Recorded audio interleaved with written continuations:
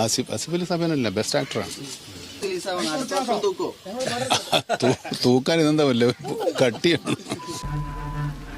തനിക്ക് പോകാൻ അനുവാദമില്ല.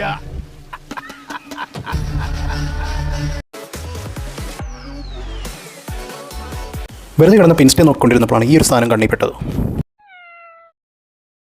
കുറേ കമൻസ് കണ്ടു. കാരണം ആസിഫ് അലിക്ക് കൊടുക്കാമായിരുന്നു, മമ്മൂക്ക അത് ഒഴിവാക്കണമായിരുന്നു എന്നൊക്കെ പറഞ്ഞിട്ട് കുറേ കമൻസ് ഉണ്ടായിരുന്നു. 55ാമത് കേരള സംസ്ഥാന ചലച്ചിത്ര അവാർഡ് പ്രഖ്യാപന സമയത്ത് ഏറ്റവും കൂടുതൽ ചർച്ച ചെയ്യപ്പെട്ട വിഷയമാണിത്. അതായത് ആർക്ക് മികച്ച നടൻ കൊടുക്കണമെന്നുള്ളത്. മമ്മൂട്ടിയും ആസിഫ് അലിയും ആയിരുന്നു അവസാന റൗണ്ട് വരെ വന്നത്. കടുത്ത മത്സരം തന്നെയായിരുന്നു. നമുക്ക് ഈ രണ്ടു പേരുടെയും പെർഫോമൻസും ആ സിനിമയുടെ ക്വാളിറ്റിയും നമുക്കൊന്ന് നോക്കാം. കിഷ്കിന്ധഖണ്ഡം എന്ന സിനിമയിൽ അജയ് ചന്ദ്രൻ എന്ന കഥാപാത്രത്തെയാണ് ആസിഫ് അലി അവതരിപ്പിച്ചത്. വിജയരാഘവനും അപർണ ബാലമുരളിയും ചിത്രത്തിൽ പ്രധാന കഥാപാത്രത്തെ അവതരിപ്പിച്ചു. അജയേന്ദ്രൻ എന്ന കഥാപാത്രത്തിന് ആവശ്യമായ പക്വതയും വൈകാരികമായ ആഴവും നൽകാൻ ആസിഫിന് കഴിഞ്ഞു. സ്നേഹനിധിയായ കുടുംബനാഥനായും എന്റെ മകനായും ഭർത്താവായും ഉള്ള ഭാവമാറ്റങ്ങൾ അദ്ദേഹം ഭംഗിയാക്കി. അജയന്റെ കഥാപാത്രത്തിന് പല ലേയേഴ്സ് ഉണ്ട്. നിസ്സഹായതയും ഉള്ളിലൊളിപ്പിച്ച രഹസ്യങ്ങളും സ്നേഹത്തിന്റെ വേദനയും അദ്ദേഹത്തിന്റെ പ്രകടനത്തിലൂടെ സൂക്ഷ്മമായ ഭാവങ്ങളിലൂടെ വ്യക്തമായി. ലളിതവും എന്നാൽ അർത്ഥവത്തുമായ ഭാവപ്രകടനങ്ങൾ ആസിഫിന്റെ മുഖത്ത് മിന്നി മറഞ്ഞു. കിഷ്കിന്ധഖണ്ഡത്തിലെ അജയേന്ദ്രനെ ആസിഫ് അലിയുടെ അഭിനയ ജീവിതത്തിലെ ഏറ്റവും മികച്ച കഥാപാത്രങ്ങളിൽ ഒന്നായി തന്നെ എടുത്തു പറയേണ്ടി വരും. ഈ ചിത്രത്തിലെ പ്രകടനത്തിനും ലെവൽ ക്രോസ് എന്ന ചിത്രത്തിലെ പ്രകടനത്തിനും ആസിഫ് അലിക്ക് മികച്ച നടനുള്ള സംസ്ഥാന അവാർഡ് സ്പെഷ്യൽ ജൂറി പുരസ്കാരം ലഭിച്ചു.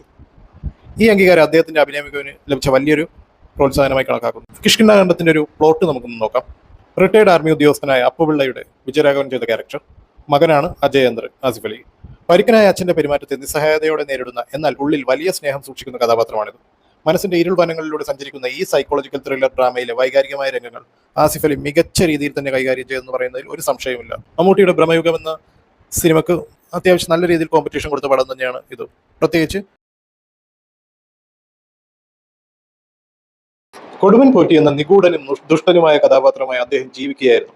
ശരീരഭാഷയിലും ശബ്ദത്തിലും നോട്ടത്തിലും പോലും ഭയത്തിന്റെയും ഒരു ഭീകരമായ അന്തരീക്ഷം സൃഷ്ടിക്കാൻ അദ്ദേഹത്തിന് കഴിഞ്ഞു. ചിരിയിലും സംഭാഷണങ്ങളിലും ചെറിയ ചലനങ്ങളിൽ പോലും മമ്മൂട്ടിയുടെ കൊടുവൻ പോറ്റി പൈശാചികമായ ഒരു അനുഭവം തന്നെയായിരുന്നു.